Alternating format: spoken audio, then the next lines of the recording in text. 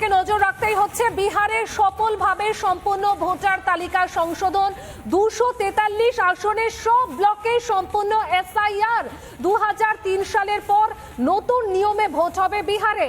নতুন তালিকা থেকে বাদ যাবে অনুপ্রবেশকারীর নাম, বাদ যাবে ভুতুড়ে ভোটারের নামও, তালিকা থেকে বাদ যাচ্ছে লক্ষ লক্ষ মৃত ভোটারের নাম। আর বিহারের ভোটার তালিকা, এই নিবিড় ভোটার তালিকা সংশোধন হতেই আমরা দেখেছি যে আমাদের এ রাজ্যের শাসক দলের নেতা মন্ত্রীরা, মুখ্যমন্ত্রী মমতা বন্দ্যোপাধ্যায় রীতিমতন রে রে করে তেরে এসেছেন।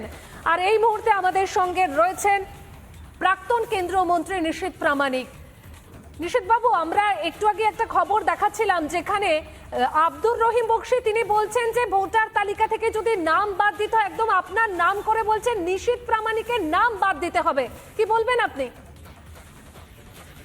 দেখুন, প্রথমেই বলবো যে এই আব্দুল রহিম বক্সিকে কি তার সাংবিধানিক পদ সেটা আমার জানা নেই, তবে নিশ্চিতভাবে তৃণমূল কংগ্রেসের নেতা বা বিধায়ক তিনি। আগে মমতা বন্দ্যোপাধ্যায়কে ওনার কনভিন্স করা উচিত যে মমতা বন্দ্যোপাধ্যায় এখানকার যে ভোটার তালিকা সংশোধন হবে সেটাকে উনি মেনে নেবেন এবং অফিসিয়ালি উনি সেটাকে মান্যতা দেবেন।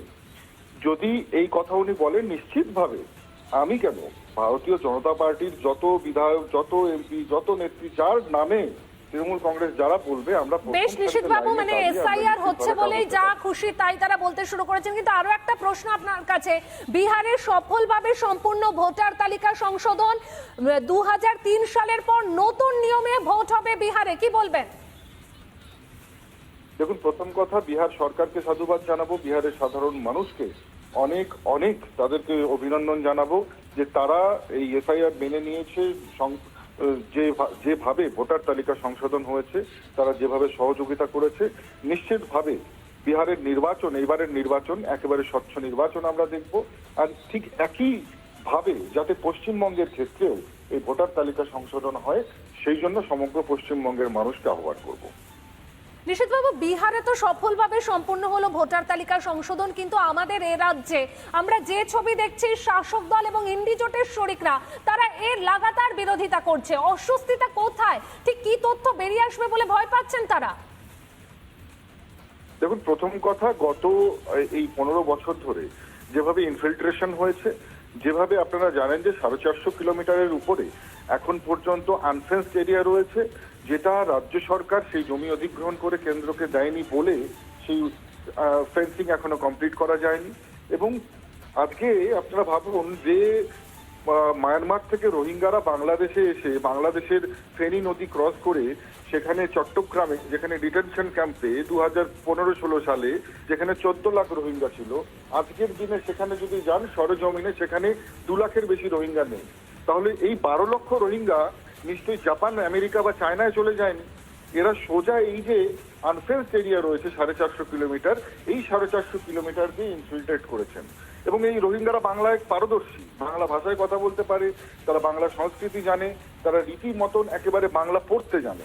তো স্বাভাবিকভাবেই বোঝা যাচ্ছে যে এরা এই বাংলায় এসে যেভাবে শাসক দল তাদেরকে একেবারে প্রায়োরিটি বেস প্রিভিলেজ দিয়েছে, তাতে তারা একেবারে মিলেমিশে এখানকার ভোটার হয়ে গেছে।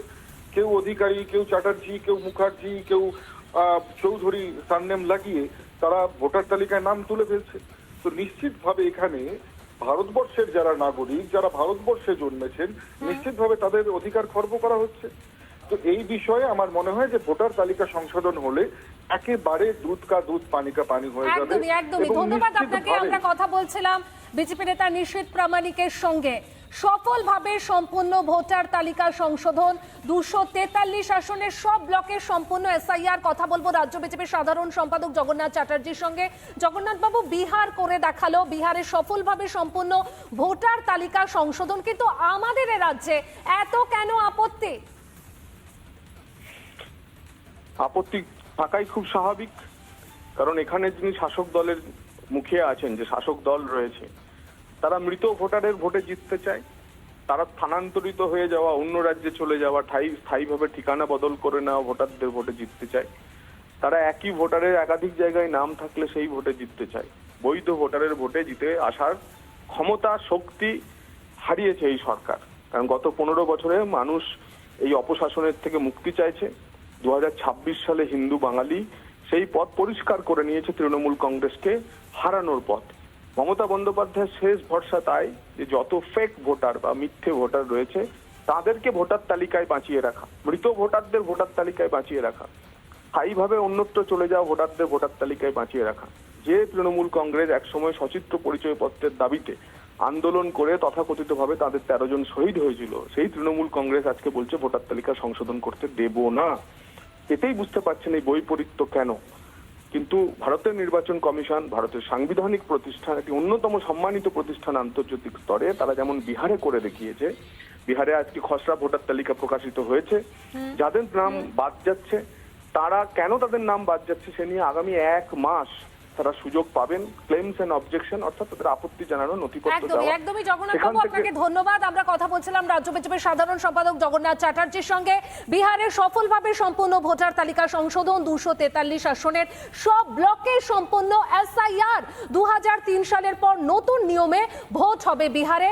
নতুন তালিকা থেকে বাদ যাবে অনুপ্রবেশকারী নাম, আর বাদ যাবে ভুতুড়ে ভোটারের নামও। তালিকা থেকে বাদ যাচ্ছে লক্ষ লক্ষ মৃত ভোটারের নাম।